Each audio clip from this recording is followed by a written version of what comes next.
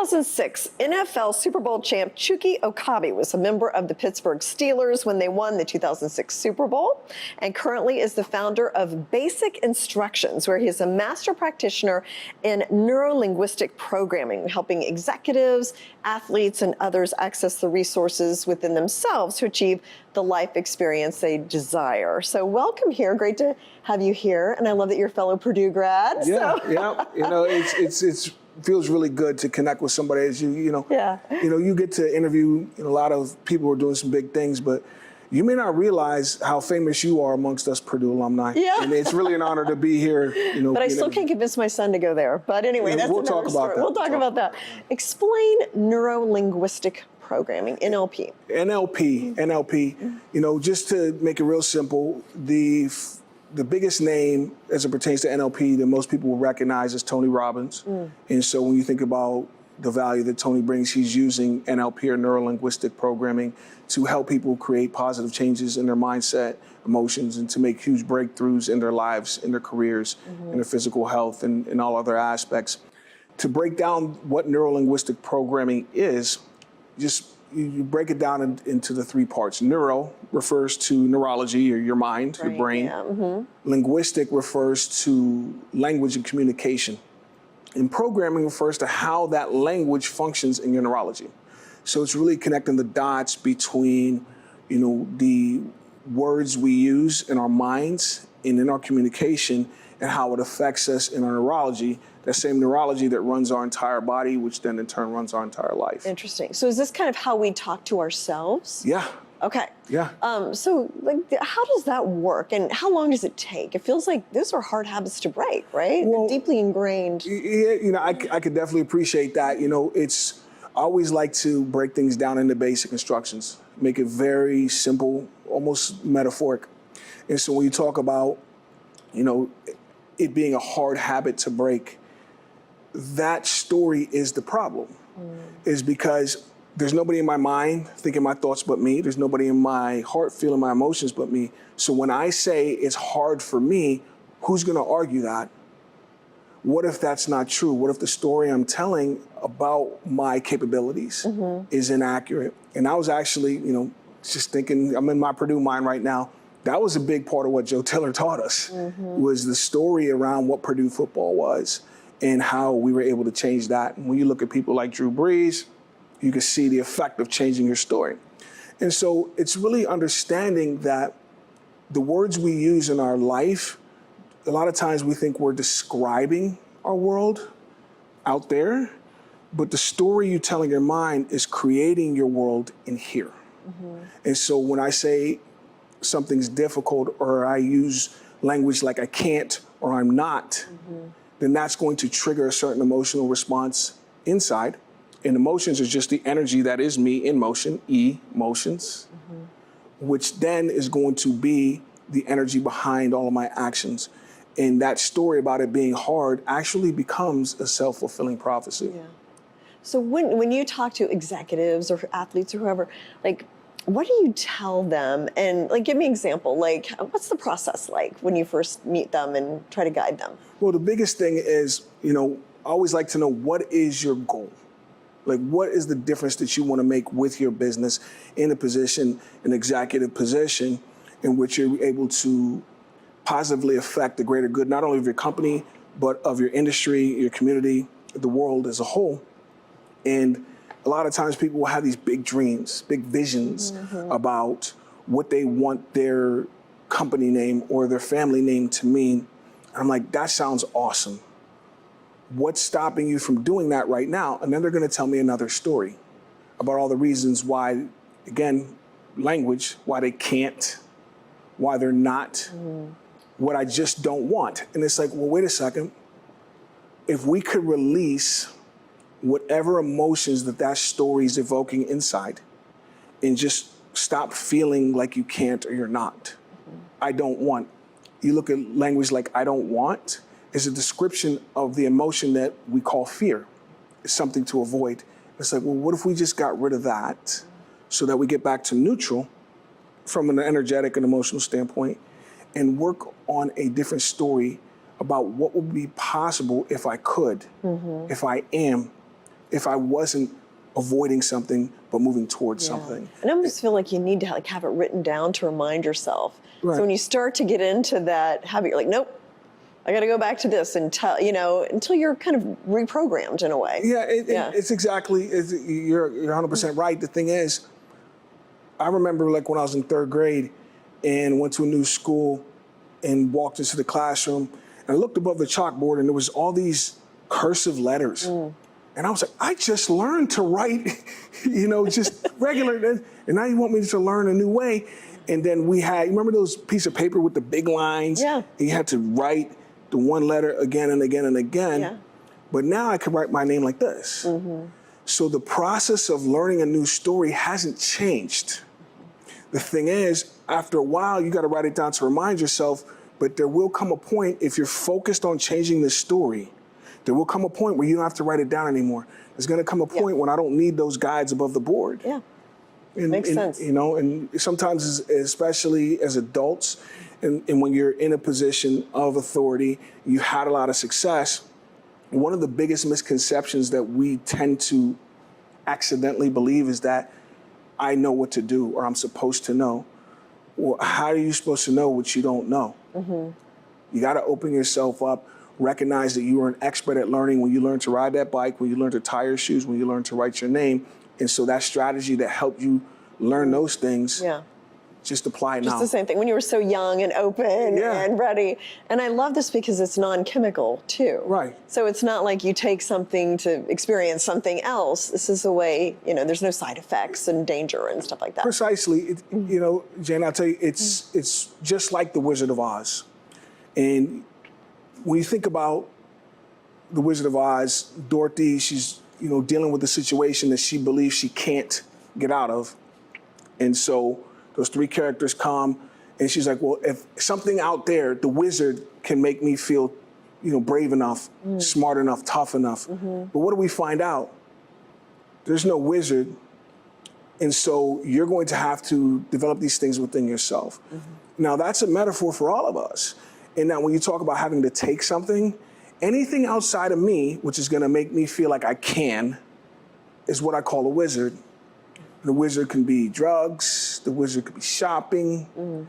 The wizard could be whatever, anything other than me. And so what I'm doing with teaching people what I call the basic instructions is helping them access the resources they already have to be able to change the narrative inside, be able to change the emotions they're evoking through their story, which then channeling that emotion through their business or through whatever work they do as an athlete, as a teacher, as a CEO. You can change the narrative in here and then transfer it out there. So tell me about your business. I understand you're going to be changing your name or have changed your name. Yes. So talk about that. What was behind that strategy and how do you look to expand and how can people find out about you? Well, the company now is called Elite Family Advisory, and I'll explain what Elite is in just a moment. I'm working on a fund of funds with one of my partners, Dr. Dan Young, who created the alternate finance program at Wharton School of Business in the University of Pennsylvania, as well as Lasan Basquiat. And the name Basquiat is, pretty famous one with the artist Jean-Michel Basquiat. This is his sister. Okay. And I've been working with the Basquiat family, for about a year and on these different things. And what Ali'i is in ancient Hawaii, the Ali'i were the hereditary nobles of society. And they were held in high regard by everybody. And so how do you determine who's Ali'i and who's not? The Ali'i were determined by family lineage. So, for example, when you think about who are the Ali'i of Purdue, you think about people like Drew Brees or Jane King. And all of a sudden, you start to realize, oh, these are the people that really exemplify what this family, this Purdue family, or the Basquiat family is really all about. And so once I got thrust into the family office space and started working with these high net worth families, I remember I was really excited. I got to an event, a family office event in Nashville, and I was learning so much about finance, things that I never really considered. But what really hit me at the end was I didn't hear anyone talking about family. No one talked, it was all about the money. And so when you think about the idea of Ali'i, these people that we hold in high regard, that are examples of how we all as a society would like to be. Think about who the modern day elite are in America. The first person that pops to mind for me is Taylor Swift. Is what makes her different than all the other little girls who want to be singers on stage. I think of people like Patrick Mahomes, you know, the quarterback for the Chiefs. I think of different artists, actors, you know, Brad Pitt, Angelina Jolie. These are what I call modern day elite. And it's understanding the aspect of who they are as a person, minus the stories we have about them. What is it that made Taylor Swift able to rise to the level of impact, productivity, in just celebrity? Yeah. What made her able to do that? And that's what I call wealth beyond money. When you think about, you know, NBA players and how much money they make, great. SportsCenter, I love watching SportsCenter growing up. I love reading sports news. The thing is, you know, when I think about some of the athletes I've worked with, you know, former teammates of mine with the Steelers and just other athletes and NHL players. And one thing that I've always emphasized to professional athletes is you realize nobody in this business plays for money. And what do you mean? I just got a new contract, or so-and-so just got paid this much. And I said, yeah. But if I go to any hockey rink where they're playing youth hockey, and, you know, kids start playing hockey at, say, 5, 6 years old, do you think there's one kid on that ice thinking about money? And when you go to the NHL and you look at the Rangers, you look at the Penguins, you look at Calgary Flames, and all of those men started as that kid. And it's what that child, that 5, 6, 7-year-old child inherently possessed, that he was able to access within himself and channel in his story, in his emotions, in his behaviors, in his discipline, that enabled them to create that impact as an NHL player, as an NFL player, as a pop star, as an actor, whatever it is you want to be. And so when you think about some of the dynamics of some of these modern day elite, there are statistics that, you know, stories about professional athletes that are not widely spread. And so, like, for example, most people don't know that 78% of NFL players 2 years out of the league are bankrupt. Or 5 years out of the NBA, those players are typically having financial hardships. And a lot of that came from, when you look at leagues which are predominantly African American, and you look at the socioeconomic paradigm of, you know, African American society, a lot of these kids really just wanted to make life better for their family. That was that's what drove them to get to that level.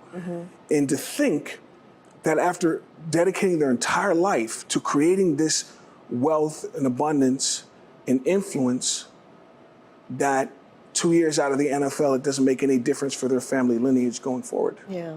That they're right back where they started. And so when you talk about elite family advisory and what I'm doing with Lasan Basquiat and Dr. Dan Young, is changing that dynamic, is making it so that these people who had the inherent ability to create that level of success as an athlete, what else could they do? What, you know, and I think about myself because of some of the challenges I had, you know, mentally, emotionally, financially, after sports. And one of the big learnings that I got, you know, once I connected with, you know, my teacher, who's from Hawaii, I love this guy, you know, and all the things, the other difference he's made for me, is in order to create that kind of success, you had to possess something that's not taught in school. And whatever that was is how you created this success. That's the wealth beyond money that these modern day elite, the Taylor Swifts, the, you know, singers like Pink, Patrick Mahomes, that's what we need to pass down. Not just the money, but what created that in the first place. And that's, a lot of times it comes down to what Joe Tiller taught us at Purdue. Yeah. And it's like, you get to decide what the P on the side of your helmet means. You get to decide what your last name means. No different than Vanderbilt, Rockefeller, or Carnegie. Just like Mahomes, Swift, and Breeze. Yeah. You get to decide what story you're telling about it. And that's really the focus of Elite Family Advisory and the difference we want to make, not just for athletes, but in society as a whole. Chukki, thank you so much for coming in and explaining that. Absolutely. Thanks. Thanks for having me. Yep. Boil her up, and hopefully we'll be able to continue this conversation. Absolutely, I'd love to. Going forward. Thanks.